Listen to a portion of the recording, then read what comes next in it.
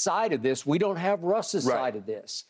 This feels almost like it could be Russ's side of the story, almost like it's coming from Russ's camp, almost like maybe there's a new agent or representative of some sort, a new lawyer, who knows what, involved, who got a hold of Chris Haynes and said, hey, time out.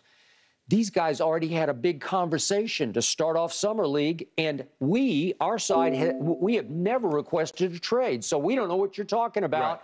When the agent says they've parted ways, which they clearly have, is it because Russ wants out and the agent says no? Because that's what the agent told Woj. Yes, but I believe, Skip, if you look at it, the way that they've done business in the past, when Russ left OKC to go to Houston, left Houston to go to Washington, Washington to come to L.A., there wasn't a whole lot of hoopla.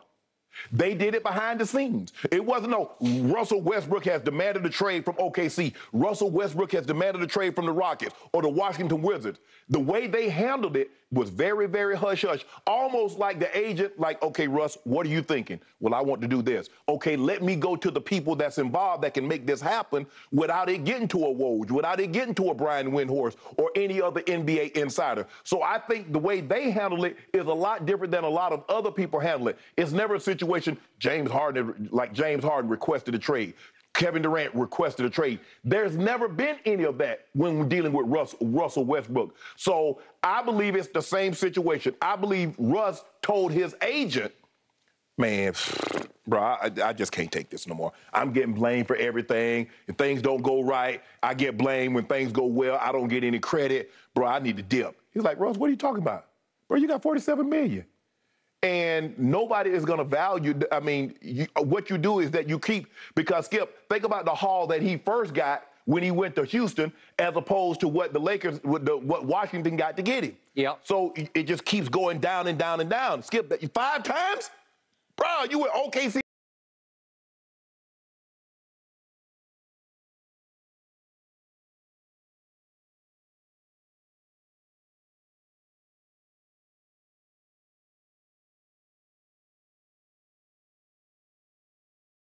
Damage control, just in case people wondered what just happened, that the agent wanted to get his message out there. Don't blame me for this. Because Russ is blaming everybody but himself. That's how this came across. Accountability is still an issue for Russ. It's a big issue. So I'm going to recite now from the agent's statement to Woj of last Friday night, Friday afternoon, late evening. Now, says the agent, with the possibility of a 4th trade in 4 years, the marketplace is telling the Lakers they must add additional value with Russell in any trade scenario. Yes. And even then, such a trade may require Russell to immediately move on from the new team via buyout. My belief is that this type of transaction only serves to diminish Russell's value, and his best option is to stay with the Lakers, embrace the starting role and support that Darvin Ham publicly offered. Well, he did. He's been in Russ's corner. Skip, for that agent to go into detail of what he's saying, what must that agent have done? He must have called around. He must have put feelers out. And for him to say they will need to add extra draft compensation. And even then, it might result in Russ having to be bought out. And by the way, you and I believe that there's no way Russ would ever agree to being bought out. He wants $47 million because that's what his contract calls for.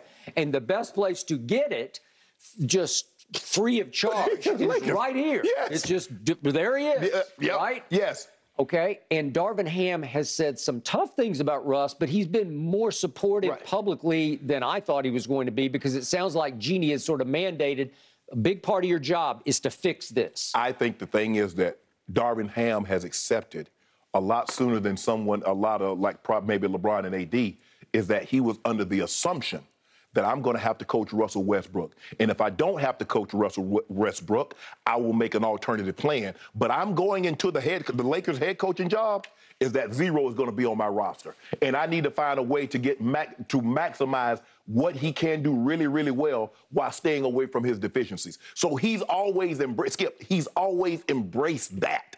So now it seems to me LeBron and AD, bruh, these are the cards. We don't have kings and queens and aces. You don't. We got face cards. We got 8 of heart, 9 of diamond, 6 of clubs. So those are the cards that we're going to have to play. You got some 2s and 3s in there. That's what you got. That's what we got. We got some 2s and fews. Yeah. So it is what it is, Skip. I believe Russ. If they could go to Russ and say, Russ, we got this team, and they're gonna give you $47 million, they won't buy you out. I'll buy that. I guarantee you, Russ would say, okay, I take it. It doesn't matter the team. I guarantee you, he would take it. Okay. That team does not exist. It does not exist, Skip. It doesn't. So as I try to read the body language of this, that Russ did show up at Darvin Ham's introductory press session. Right. With his chest out like I'm back in the good graces and I'm here to support my new coach because he's taken me to dinner and I support him because he supports me. Because of that, because he showed up at Summer League and seemed to be actively participating in the Summer League team's game, where he was almost like an assistant coach, that he was trying to help and be a big brother to Summer League players, that all that suggests to me that he's all in to be a Laker. And that's why this came out of the blue. And I immediately tweeted on Friday evening.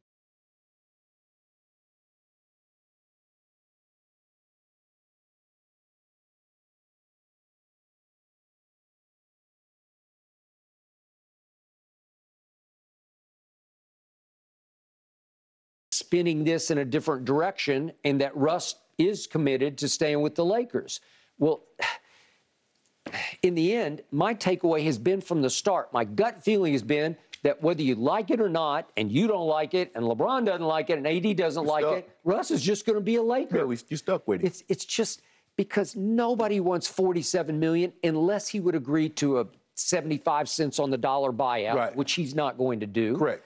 Nobody wants it unless it's an expiring contract, and they don't even want Russ to play. They just want him out of the way where they can take it off the books after a year. Right. Okay? So it was a situation. Think about it, Skip. Okay, John Wall had a very similar contract. As a matter of fact, they had identical contracts. That's why everybody says it's a match made in heaven. Yep. John Wall goes to the Lakers. Russ goes to the Rockets. Boom, boom, boom. Everything's happy. But John Wall accepted a buyout, and I guess he got $41 million of his $47 million. But he turns around and gets that was pretty good. That was pretty. But here's the thing, though, Skip. Now he gets a 2-year deal for $13 million. Well, the question was, if Russ accepts a buyout, can he then go make the difference of the money that he lost? See, John Wall made up the difference in 1 year with the Clippers, $6.5 million plus the $41 million that he got, $47.5 million. Big difference. The Clippers think John Wall can still play. See, thank you. That's it in a nutshell, Skip. That's it. Russ realizes that he doesn't have the value that he thought he had